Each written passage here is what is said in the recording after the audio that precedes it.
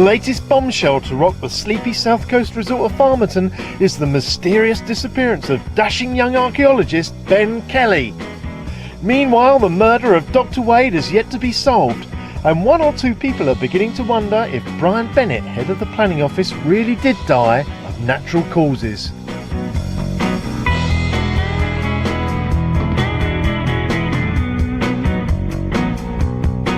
As we keep telling you, Farmerton is a sleepy south coast resort, and because it's a resort it's going to need a beach, and that is what we are making at the moment, beaches. Alan here is a beach meister. How have you constructed this wonderful beach? Well, basically we use card for the slope of the beach, just a whole sheet there, and over here we use strips to actually get the curve. Very clever. And then once that's all dry, what did we use for our sand? Well, we've got some sand from a fire bucket over at the signal box over at the Bluebell Railway over there, and we used that. We glued it down exactly the same way you did the road outside the Ace Caff by putting the PVA on with the brush, sprinkling it on, and actually dropping the watered down PVA and washing up liquid onto the top to actually hold it down firm. Look at that, that's a nice solid job. It's amazing the way the PVA soaks into the sand. It just makes it rock hard. Brilliant. Now what I've been up to is actually making a damp tide mark here, and the way I've been doing it is to use a little bit of varnish. Here we go, and all I've been doing with this gloss varnish is just dipping it along as I go along the edge. And this is the sea lapping into the beach. Look at that, here we go. And you just dibble it on all the way along there. You might have to give it a couple of coats actually. I'm going to wait and see how it dries, but I'm just dibbling it along. Look at that, dibbling it in. There you go. Not in a straight line because it comes in at different heights and different places in the beach. If you look at a beach, it's not a regular straight line, it comes into different areas at different rates. And up here, this bit would be wet because this is where the beach hits the sea wall. Now, as the tide comes in, it also brings with it seaweed and debris and bits of various. So what we're going to use for that is some very fine scatter material. I'm just going to pop it in there. There you go. Not all the way along, it's just here and there. It's just to represent seaweed and all the bits of stuff that gets washed up on the beach on a nice hot summer's day. Especially a little bit in that corner because that's where it tends to congregate, in that little bit there. And what I'll do is just going to dibble a bit of varnish on that, just sort of soak it in. There you are, nice seaweedy, frothy thing going on there. Now the other thing that would happen to a wall like this, of course, you get a high water mark where the highest tide would come in and just sort of leave its mark. Now, we've had a bit of a debate about this now because I reckon the high tide mark of Farmerton is going to be around about there. What do you think? No, I think that's a bit too high because when the waves would come in, they'd actually wash straight across the town and everyone would be swimming. Good point. So really all I want to do is top of where the sand is, you reckon, yeah? Just along there? Yeah, just not too high. All right, what I've got is some watered down green paint, and this is the marine equivalent of weathering. All I'm going to do is just pop it in there. You get a lot of wave action here. You get a lot of waves, so there'll be a lot of green algae stuff growing up there, so I'm just going to pop some in there, and all the way along here.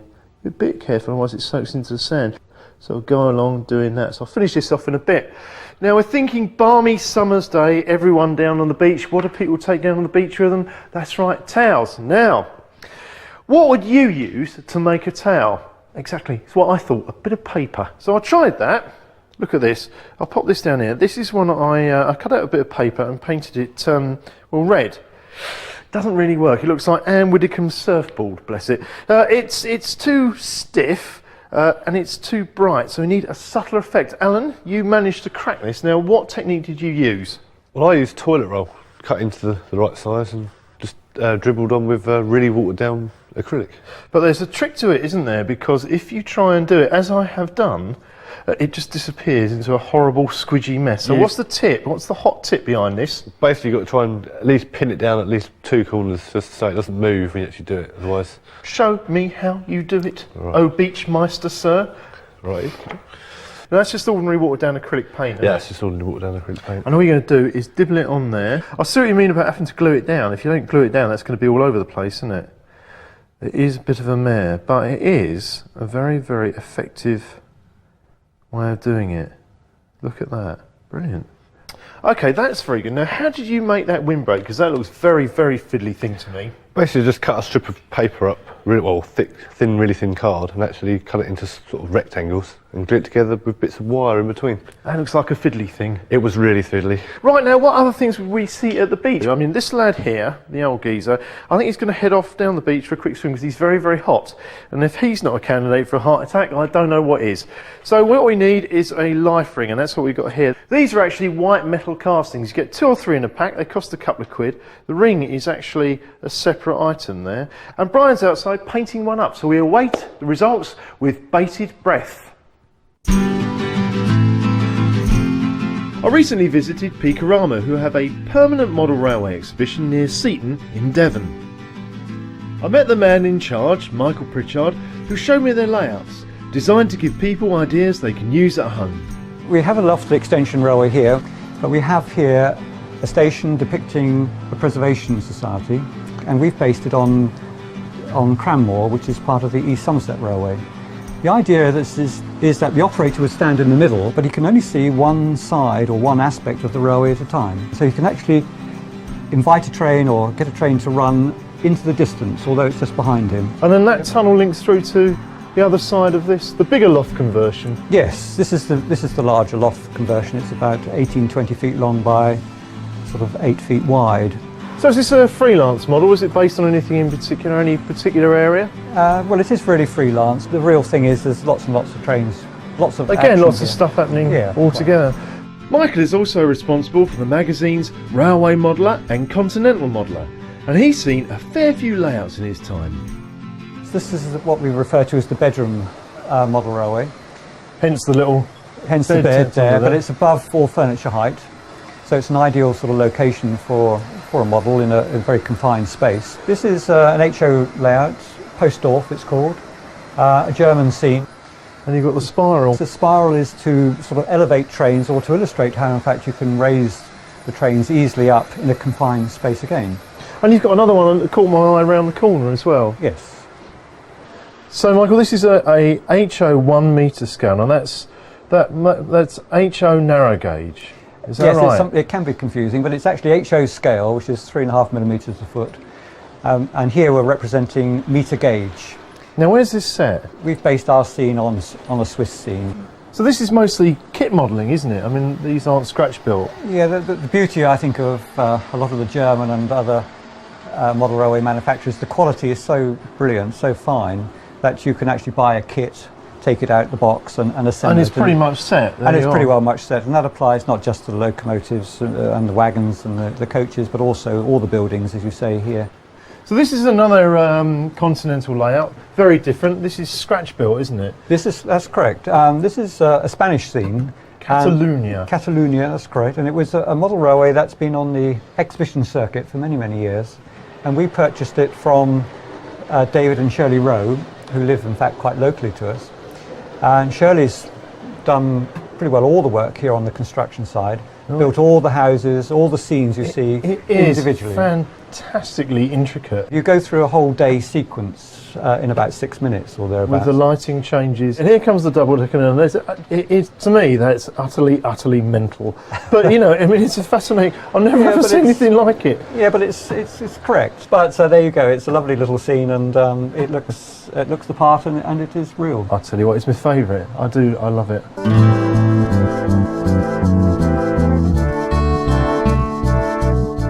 There's a lot of bells and whistles on our layout, so we thought we'd build something for the more mechanically minded. Now, this is our hamlet where Rose lives, in Rose Cottage, and what we're going to do now is build a level crossing. Now, a level crossing gates are actually part of a kit, and the first thing we had to do was to drill through the hinges, which is a bit of a fiddly operation, and attach a very fine piece of brass rod to them. Once you've done that, it's a question of finding out where your gates are going to live. Well, I have to do this upside down, obviously, because I've got a brass rod on them. What I've done is, just to work out, that'll be our closed position around about there. And that's going to be roughly where our opening position is. Don't worry about the road surface, we haven't got round to finishing that yet, but we will do shortly. First off, we drill a tiny little hole for our brass rod. Another tip here is you've got to keep it vertical all the way, otherwise you're going to get a gate which is leaning over, so a little bit of attention to detail. Once you've done that, the next thing you've got to do is to pop your gate in here. There you go, down the tiny little hole we've made in the baseboard, and it's going to go all the way through like that. There you go. Now, once he's in, you can decide where your first post is going to be. Obviously, you want to line him up with the end of the gates. And you can see I've already drilled that one, so I'm just going to pop him in there. There you go, that's our first one. And now you're going to do the next one. Now, the easiest way is to actually open the gate up. There you go. Find out where it ends. And I've done it's marked it with a little cross there, so now I know exactly where my drill bit's going to be, and that's going to be the centre of the post. I'm just going to drill straight through the baseboard now. Again, it's one of those things where you want to make sure that you've got it nice and vertical as you go, otherwise you get a crooked post, and that is disaster. Off we go! Mr. Drilly is off. Oh, straight through, first go. Bosh. Then we're going to take our post and pop her in. There you go, in she goes. That's lovely. Right, next thing we do, pop in the next gate. Just dropping her through the thing, very gently pushing her in there. Basically, you've got to be very careful for this part of the operation. And there she is. Right, let's see if that works. So she closes, and then she goes. Brilliant, but that is only half the story. The second half of our story takes place underneath the layout. This is the subterranean world of Farmerton. What we've actually done is entered a twilight kind of porthole of time travel. What you've done is missed an hour and a half of swearing, gnashing of teeth, and things being thrown about. But in that hour and a half, we have managed to get one of the gates open. It's this one here. I'll show you what we had to do. This is our brass piece of wire that the gate is attached to. That's the one we haven't been working on. And this is the one that we have been working on. The first thing we had to do is to bend our wire around into this sort of funny hook shape. And then attached to it is this rod here. And that had to be bent into a little hoop, slid over. And then that runs all the way along to the outside world up above us. Now I can show you what the conduit looks like. It's a piece of plastic tubing like this. Through it we've threaded this steel wire. Now watch what happens, it just pokes out the top there. And essentially this is how we're going to open our gates. So what happens is we push the cable which goes through the conduit, which comes down here, which pushes against the crank, which turns the gate. It's like a mad game of mousetrap. But I'm sure you'd like to see it working since we've put all this effort into it. And here we go. What you do is you push this little doodah up here, and as we push it, the mechanism will, and the gate will close. Ta-da! And if I pull it back the other way, as I tug it back, the gate will open. Fantastic. Old technology, once you've got it set up, it does not go wrong, and it is quite good. A lot of people use it instead of using electronics. It doesn't fail, but it is quite fiddly to set up. Right, well that's one down and one to go. I can't wait. Alan!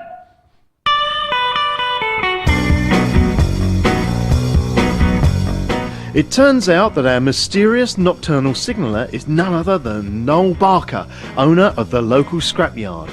He's signalling to a trade associate out at sea. Why? Well, because he's hoping to export radioactive material he's pilfered from a nearby MOD site, or as is known to the locals, the waterboard installation. Now, one of the best kept secrets of the 20th century is that in the mid-60s, Andorra fully anticipated becoming a nuclear superpower. And right now, one of its trawlers is moored just offshore. I think you get the picture. One of the models we want to build is a mill, but I want something a little bit unusual, a gunpowder mill. I have to be honest though, I don't really know what one looks like. So I went to Faversham in Kent to see a 19th century gunpowder mill and was kindly shown around by John Breeze. Well, that's traditional, is it? Shiplap's traditional for Kent? Yeah, well, for this sort of building, a fairly light construction building which is easily blown up and rebuilt if necessary. So if it did pop, you can just stick it back together again? Fairly quickly, yes. Bit of a hefty wall at the end there though, John. That's right, that's a blast wall. And there was two of those on this site, mainly to protect the manager's house. So if it did explode, if there was an explosion, that would stop the force taking out the manager's house? The explosion would go upwards, yes. So this is it? This is the actual water wheel? Yes. Can I pop these open and have a look inside? Yes, we can do that. Yes. Now that is a big old bit of kit, isn't it? Yes, look at that. It is. It's about 18 feet in diameter. Cast iron, we think probably made at Dartford about 1850, 1860.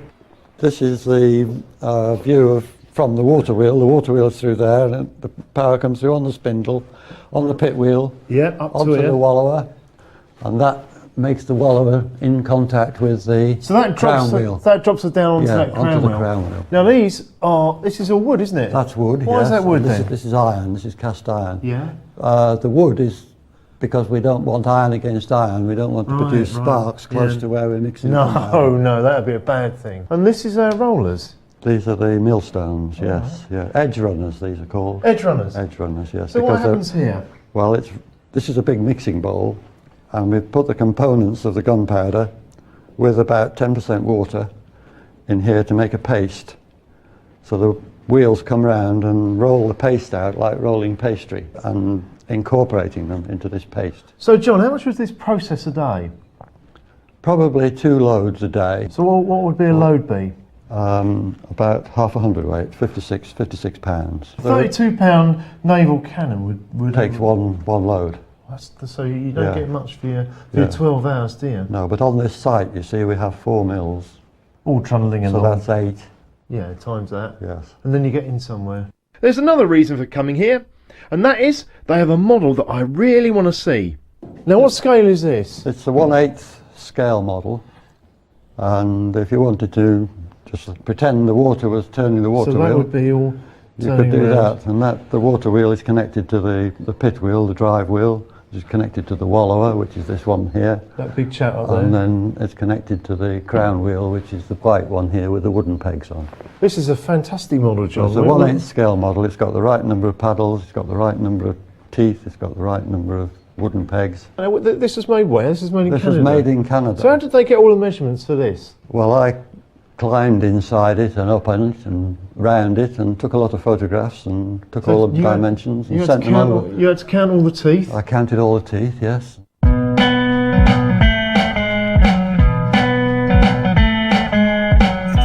We wanted to build something a little bit more elaborate than Faversham, so we've roped in Andy here to give us a hand. Now, to start you off, Yes, I gave you this, didn't I? you did. And you came up with, I came up with this. so how much of this has made it into that? Well, that bit there. That's it. That's it there. So what's this thing on the side here with the overhang? Well, that was a plate layer's hut. Well, the things you see on the side of the track there. Absolutely. There was one lying around. I thought, we need a little bit of shape here, a little bit of character, something over the mill wheel, give it a little inspection hut. So, well, that looks good. Saw a bit out of that side, saw a bit outside, glue it on the corner. I love the beams. I've seen a lot of buildings with beams like that. I'll tell you what, I like this as well, your door, the rotten door. How'd you make that? Well, that's very simple. You just cut out the doorway out of the card, you put a piece of card behind it, round it with a pencil, And off you go. take out the frame, same again with an ordinary piece of card, a few slices down the front, that's your planks across the front of the door, and then hack the bottom about a bit, because it's rotted, isn't it? And down here, obviously the river must be in full flood or something. What's going on? Well, a little bit of a cheat going on there. It is in full flood, because we had to hide that. And that's the motor, which is going to drive that. Tell me that came from the kit. It did come from the kit, that's 2 bits I use it. Well, that's all right now. I don't feel so bad about it now. So you're not just going to leave it like this, are you? Well, I'm going to fit it in, I'm going to slip a gut of paint on it, I'm going to slap a roof on it, and I'll give it back to you.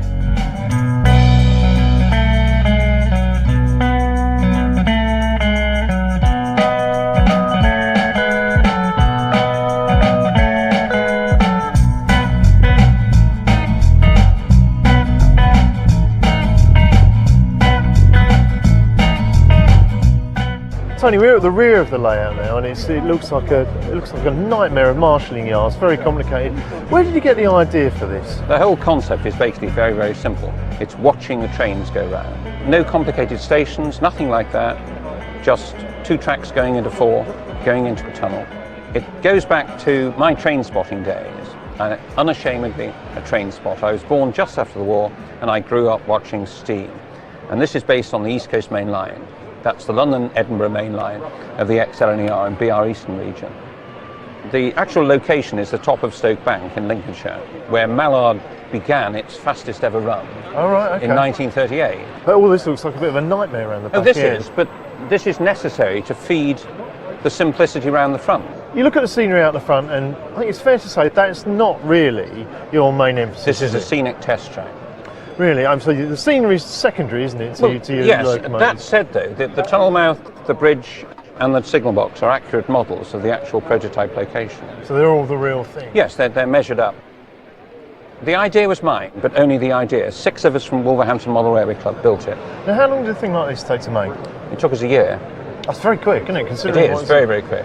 So how many trains have you got then, Tom? There are 38 actual trains. All of them are accurate representation. Each of the roads is divided into 2 or 3.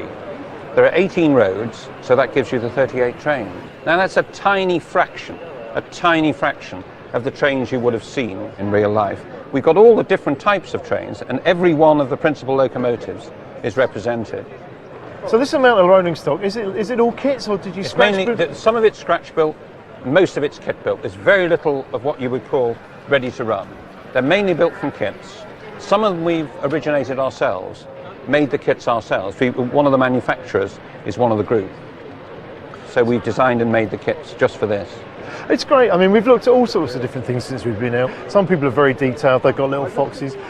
Modelling's about a lot of different things, isn't it? Yeah. And you've decided to concentrate more or less just on the rolling stock. Well, there were no windmills on Stoke Summit, or waterfalls, or churches with weddings, or well, there might have been a fox hunt, but there might have been, yes. Car crashes, very, very few.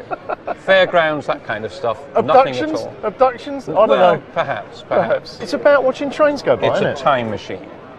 You go back to 1959 or 60, and you're a small boy once again. You lean against the fence and you watch the trains go by. And you think, I mean, look, if you look over there, there's crowds of people. packed with It's people, yeah. packed with people. Yeah. And so, what do you think that's the attraction? It is. It's going back to youth and sticking your neck over the fence. In fairness, lots of kids love it. They count the numbers. We give out lists sometimes, and they actually make the numbers, write down the numbers. They train spot, but in model form. This is a slice of rural Lincolnshire, and you're watching things as they were. When railways were really interesting, when you had the Heart of Midlothian going to Edinburgh behind a Peterborough Pacific, that took it as far as Grantham, by the way. You're watching the trains go by. You're watching the trains go by.